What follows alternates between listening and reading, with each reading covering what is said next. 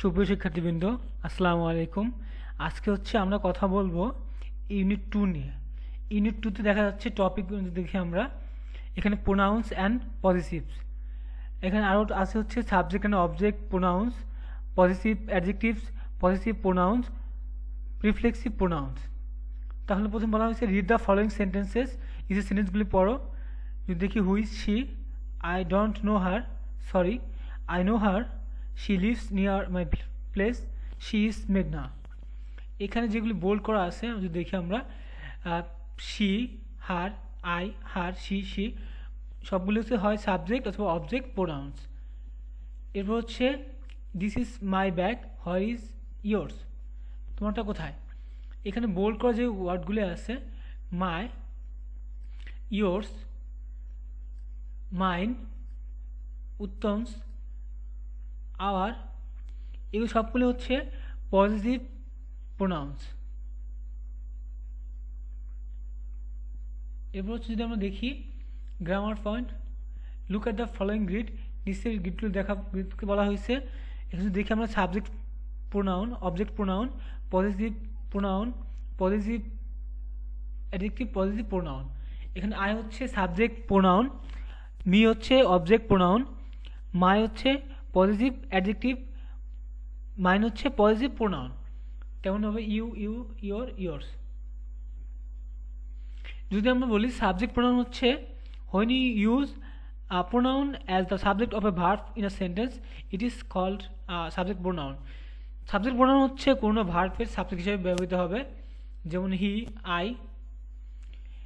এছাড়া when you use a pronoun as the object of a verb in a sentence, we call that an object pronoun.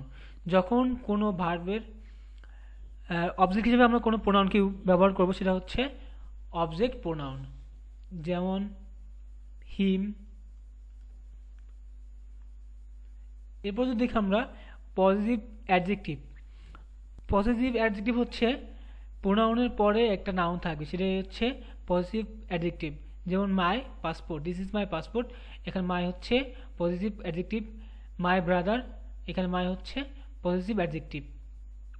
Positive pronoun কোনো নাউনকে repeat না করতে গিয়ে যখন আমরা কোনো প্রোনাউন ব্যবহার করি সেটা পজিটিভ প্রোনাউন।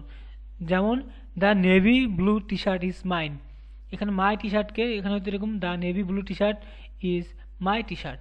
এখানে মাই টি শার্টকে নাউনকে সংক্ষেপ করার জন্য পজিটিভ প্রোনাউন মাইন ব্যবহৃত হয়েছে। তেমনি my laptop is 6 months old, how old is yours, তোমার ল্যাপটপের বয়স কত। ইয়োর ল্যাপটপ সংক্ষেপে লিখছি ইয়োর্স। এরপর আমরা অ্যাক্টিভিটি 1 দেখব। অ্যাক্টিভিটি 1 যদি আমরা অ্যাক্টিভিটি 1 দেখি তাহলে দেখব I work in a restaurant, 3 other people work with me here. এখানে মি হবে কারণ এই ভার্বের অবজেক্ট হিসাবে মি আসবে। দে are Jibon, Sathi and Bakul.